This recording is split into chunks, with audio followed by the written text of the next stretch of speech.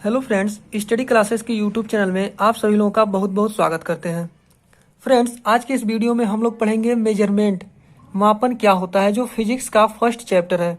इसमें सबसे पहले हम लोग फिजिक्स के डेफिनेशन को पढ़ेंगे कि फिजिक्स का डेफिनेशन क्या होता है, मापन क्या होता है, एंड फिजिकल क्वांटिटीज, भौतिक राशियाँ कितने प्रकार की होती हैं। जैसे आप लोग पढ़े होंगे, सुने होंगे कि मूल राशियाँ होती हैं, व्युत्पन्न राशियाँ होती हैं, पूरक राशियाँ होती हैं, और इन राशियों को मापन करने के लिए कितनी पद्धतियाँ होती हैं। जैसे एमकेएस पद्धति, सीजीएस पद्धति, एफपीएस पद्धति एंड एसआई पद्धतियाँ होती हैं।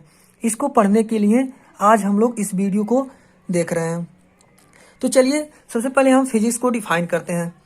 तो फ्रेंड्स, फिजिक्स यानी भौतिक विज्ञान, विज्ञान की वह शाखा है जिसमें ऊर्जा के विभिन्न स्वरूपों, अब ऊर्जा के अलग अलग स्वरूप कौन कौन से हैं, तो हीट हो सकता है, ताप हो सकता है, इस तरह के जो भी मतलब ऊर्जा के अलग अलग स्रोत हैं, स्वरूप हैं, वह द्रव्य से उसकी विभिन्न प्रक्रियाओं का अध्ययन किया जाता है। यानी फिजिक्स को डिफाइन करने के लिए भौतिक विज्ञान, विज्ञान की वह शाखा है जिसमें ऊर्जा के विभिन्न स्वरूपों, ताप, ऊष्मा व द्रव्य से उसकी विभिन्न क्रियाओं का अध्ययन किया जाता है। जिस ब्रांच में, उसी को क्या कहते हैं, फिजिक्स कहते हैं।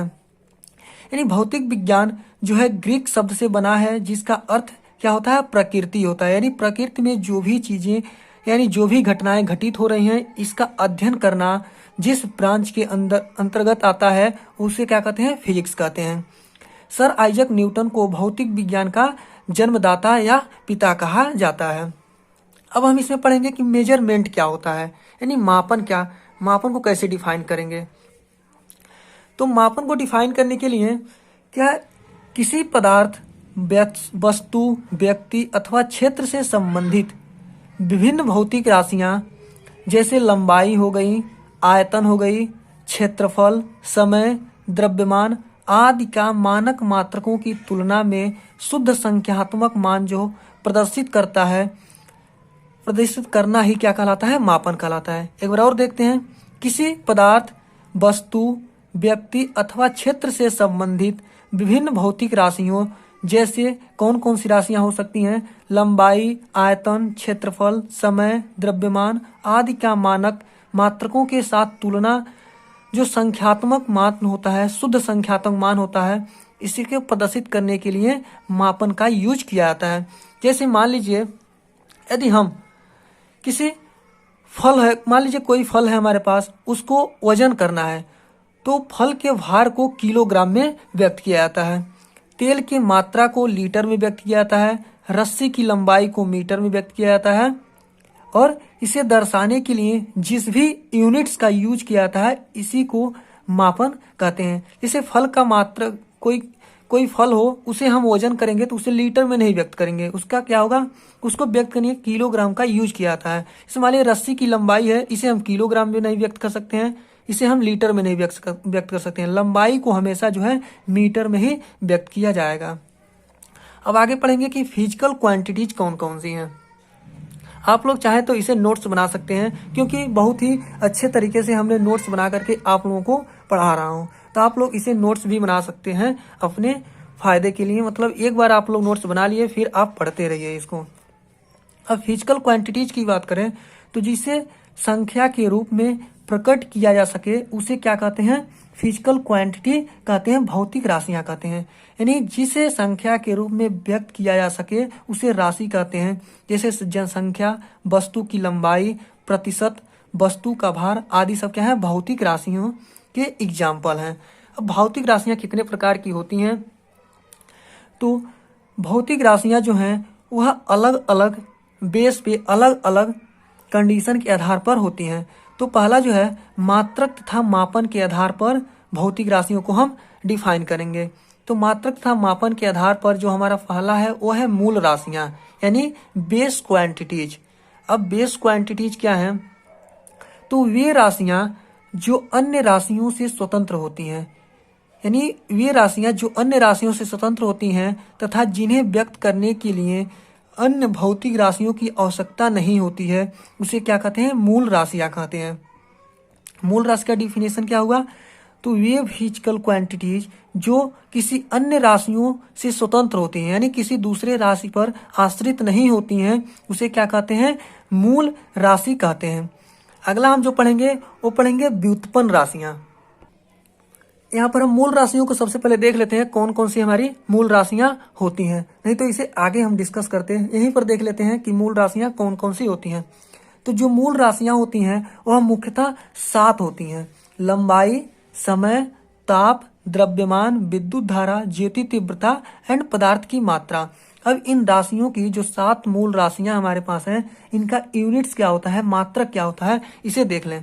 तो लंबाई को मेजर करने के लिए मीटर का यूज किया जाता है, समय को मेजर करने के लिए सेकंड का यूज किया जाता है, यानी लंबाई का मात्रक मीटर, समय का सेकंड, ताप का मात्रक केल्विन, द्रव्यमान का मात्रक किलोग्राम, विद्युत धारा का मात्रक एम्पियर, ज्योति तीव्रता का मात्रक कैंडिला और पदार्थ की मात्रा को मेजर करने के लिए मोल का यूज किया जाता है। आप लोग इसे याद कर लीजिएगा, क्योंकि एग्जाम्स में ये पूछी जाती हैं कि मूल राशियां क्या होती हैं, और मूल राशियों का एग्जाम्पल 2 या 3 दीजिए, या जो 7 मूल राशियां होती हैं उसे लिखिए और उसका यूनिट्स लिखिए, मात्रक लिखिए। इस तरह का क्वेश्चन पूछ देता है एग्जाम में। अब हमारा जो अगला प्रकार है और डेराइव्ड क्वांटिटीज, यानी व्युत्पन्न राशियां हैं। तो व्युत्पन्न राशियां वैसे ही यहाँ पर इंग्लिश में समझ आता है डेराइव्ड क्वांटिटीज, यानी किसी के द्वारा निकाली गई ये फिजिकल क्वांटिटीज होती है उसे व्युत्पन्न राशियां कहते हैं। इसे हम लैंग्वेज में देखें तो वे भौतिक राशियां जो मूल राशियों की सहायता से प्राप्त की जाती हैं व्युत्पन्न राशियां कहलाती हैं। यानी मूल राशियों के यूज करके ज्ञात किए गए जो राशियां होती हैं उसे व्युत्पन्न राशि कहा जाता है। जैसे क्षेत्रफल, आयतन, दाब, चाल, वेग, त्वरण, बल, कार्य आदि। अब हम क्षेत्रफल को ही ले लें, एक ऐसे व्युत्पन्न राशि है जो मूल राशि से अलग हो रही है। तो क्षेत्रफल का मात्रक जो हम जानते हैं वह क्या होता है, मीटर स्क्वायर होता है। यानी 2 बार एक ही यूनिट को 2 बार ज्ञात किया गया, यानी मीटर स्क्वायर का मतलब मीटर गुणे मीटर। यानी इसमें क्या हुआ, 2 मूल राशियों से मिल करके क्षेत्रफल का मात्रक हमें प्राप्त हो रहा है, इसलिए क्या हो गया, व्युत्पन्न राशि हो गया। आयतन हो गया, तो आयतन का मात्रक क्या होता है, मीटर क्यूब हो गया, लीटर क्यूब हो गया। इस तरह से यानी 3 तरह के मूल राशियों के मिलके यूज किया गया है। दाब का मात्रक क्या होता है, जिस दाब का मात्रक मान लीजिए पास्कल होता है। दाब बराबर बल बटा क्षेत्रफल होता है, यानी बल में एक तरह से बल का जो न्यूटन होगा, न्यूटन भी क्या है, ये भी यानी बल जो है, बल को भी मापन करने के लिए व्युत्पन्न राशियों का ही यूज किया जाता है। यानी दाब बराबर बल बटे क्षेत्रफल होता है। इसमें भी मूल राशियों की यूज करके ही व्युत्पन्न राशियां ज्ञात की जा रही हैं। यानी जिसमें एक से अधिक मूल राशियों को यूज करके ज्ञात किए जाने वाला जो राशि होगा उसे व्युत्पन्न राशि हम बोलेंगे। अगला हमारा जो है वह है पूरक राशियां, यानी सप्लीमेंट्री क्वांटिटीज। ये जो पूरक राशियां होती हैं यह मूलतः 2 ही प्रकार की होती हैं, 2 ही होती हैं। मूल राशियों तथा व्युत्पन्न राशियों के अतिरिक्त 2 अन्य भौतिक राशियां भी होती हैं जो न ही मूल राशियां होती हैं और न ही व्युत्पन्न राशियां होती हैं। ये कौन कौन सी हैं, तो समतल कोण एंड घन कोण। कौन कौन सी हैं, समतल कोण और घन कोण। समतल कोण का मात्रक होता है रेडियन, घन कोण का मात्रक होता है स्टेरेडियन होता है। अब हम पढ़ेंगे यहाँ पर दिशा तथा परिमाण के आधार पर जो हमारी फिजिकल क्वांटिटीज हैं वह कितनी प्रकार की होती हैं। तो दिशा तथा परिमाण के आधार पर जो फिजिकल क्वांटिटीज होती हैं वो होती अदिश राशियां एंड सदिश राशियां। अब इसे हम डिफाइन करें तो स्केलर क्वांटिटीज क्या क्या होती हैं, इसके डेफिनेशन क्या है, तो वे भौतिक राशियां जिन्हें व्यक्त करने के लिए केवल परिमाण की आवश्यकता होती है, उन्हें दिशा की आवश्यकता नहीं पड़ती, अदिश राशियां कहलाती। अदिश का मतलब इसमें इंग्लिश क्लियर हो जा रहा है कि इसमें दिशा नहीं होगा, केवल क्या होगा, परिमाण होगा। जैसे मान लीजिए 2 मीटर हो गया, 4 मीटर हो गया, 5 मीटर हो गया, इसमें हमें किसी डायरेक्शन को नहीं इंडिकेट कर रहा है, किस डायरेक्शन में हम मेज कर रहे हैं।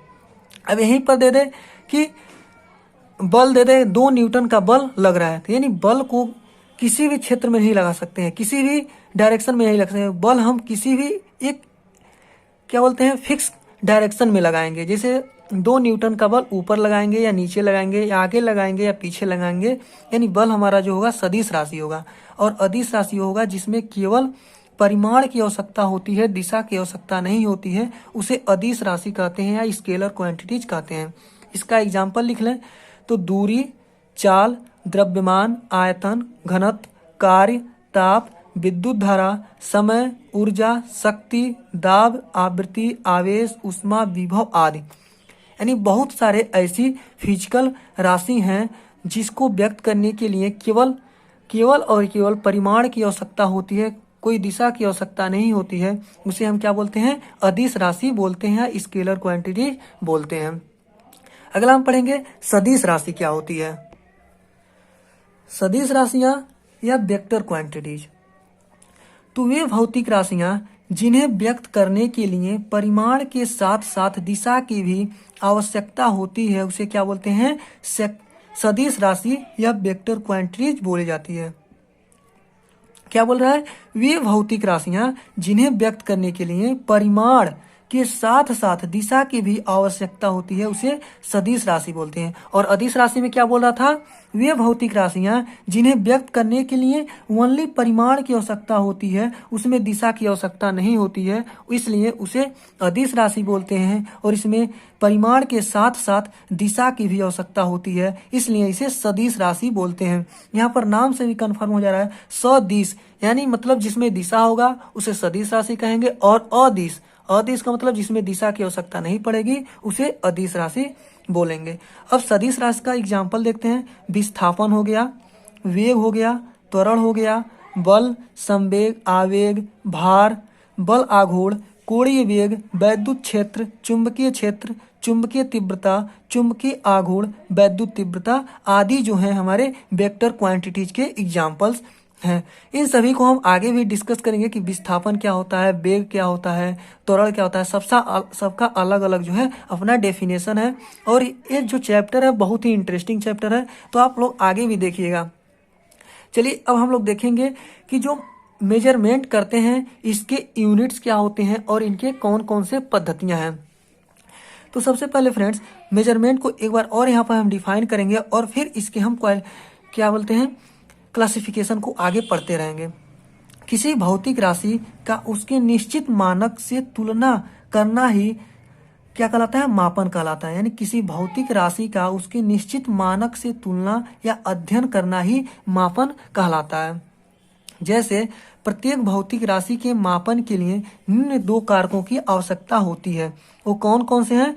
तो भौतिक राशि का आंकिक मान अर्थात परिमाण, जिसको हमने अदिश राशि और सदिश राशि में डिस्कस किए हैं, और भौतिक राशि को मापन करने के लिए स्वेच्छा से चुना गया उसका मानक अर्थात मात्रक जो होता है। यानी मीटर जो है हमारा मात्रक हुआ, किलोग्राम मात्रक हुआ, और इसमें हमारे 2 किलोग्राम किसी चीज का, किसी वस्तु का क्या है? द्रव्यमान है। तो इसमें 2 हुआ जो हमारा परिमाण हुआ, और किलोग्राम हमारा क्या हुआ? मात्रक हुआ। इसी दोनों की आवश्यकता होती है किसी भी वस्तु का मेजरमेंट करने के लिए। जैसे यूनिट्स, मात्रक क्या है? तो प्रत्येक भौतिक राशि को मापने के लिए स्वेच्छा से चुने गए किसी निश्चित परिमाण को मात्रक कहते हैं। क्या बोल रहा है यूनिट्स का डेफिनेशन? तो प्रत्येक भौतिक राशि को मापने के लिए स्वेच्छा से चुने गए किसी निश्चित परिमाण को मात्रक कहते हैं। जैसे बल को मेजरमेंट करने के लिए क्या है? 10 × 1 न्यूटन। क्या लिखा है? 10 × 1 न्यूटन, यानी 10 न्यूटन। यहाँ पर क्या दिखा रहा है कि 10 न्यूटन का बल जो हम लिए हैं, यह 1 न्यूटन बल के 10 गुना है। यानी 10 न्यूटन बल लिए गए मात्रक 1 न्यूटन का 10 गुना है। अब मात्रकों की कौन कौन सी पद्धतियां होती हैं, इसे हम यहाँ पर देखेंगे कि मात्रक के कौन कौन सी पद्धतियां हैं। आगे वाले वीडियो जो आएगा उसमें हम एक एक करके इसको डिस्कस भी करेंगे। तो मात्रकों की पद्धतियां क्या हैं? भौतिक राशियों के मापन के लिए जो मात्रक काम में लेते हैं उनके निर्धारण के लिए जिन पद्धतियों का यूज किया जाता है उन्हें हम क्या बोलते हैं? मात्रकों की पद्धति बोलते हैं। ये मुख्यतः 4 प्रकार की होती हैं। पहला होता है एमकेएस पद्धति, मीटर, किलोग्राम, सेकेंड। एमकेएस पद्धति में किसी भी वस्तु को हम यदि मेजरमेंट करेंगे तो लंबाई को मीटर में, द्रव्यमान को किलोग्राम में और समय को सेकेंड में हमेशा लेंगे। सीजीएस पद्धति में यदि हम मेजरमेंट करेंगे तो सीजीएस पद्धति में सी से सेंटीमीटर हो जाएगा, जी से ग्राम हो जाएगा और एस से सेकेंड हो जाएगा। यानी लंबाई को सेंटीमीटर में, द्रव्यमान को ग्राम में और समय को सेकंड में मेजरमेंट करेंगे सीजीएस पद्धति में।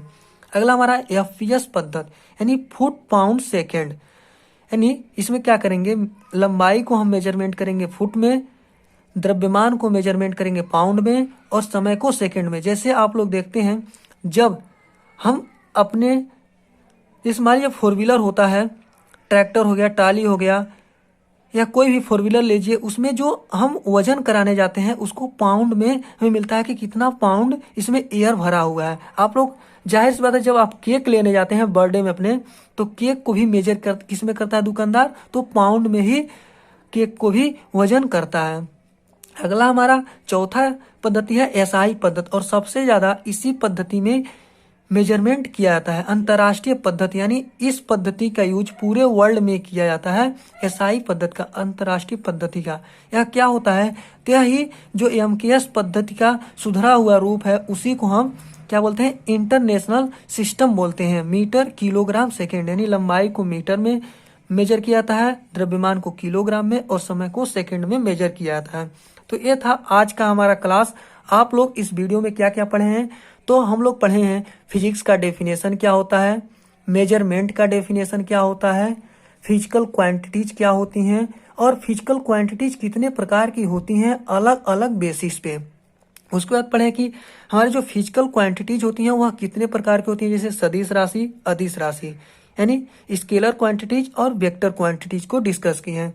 उसके बाद पढ़े हैं कि यूनिट्स क्या होता है और इस किसी भी वस्तु को मेजरमेंट करने के लिए कितनी प्रकार की पद्धतियों का यूज किया जाता है। तो ये हमारी मुख्य रूप से 4 पद्धतियां हैं, एमकेएस पद्धति, सीजीएस पद्धति, एफपीएस पद्धति एंड एसआई पद्धति।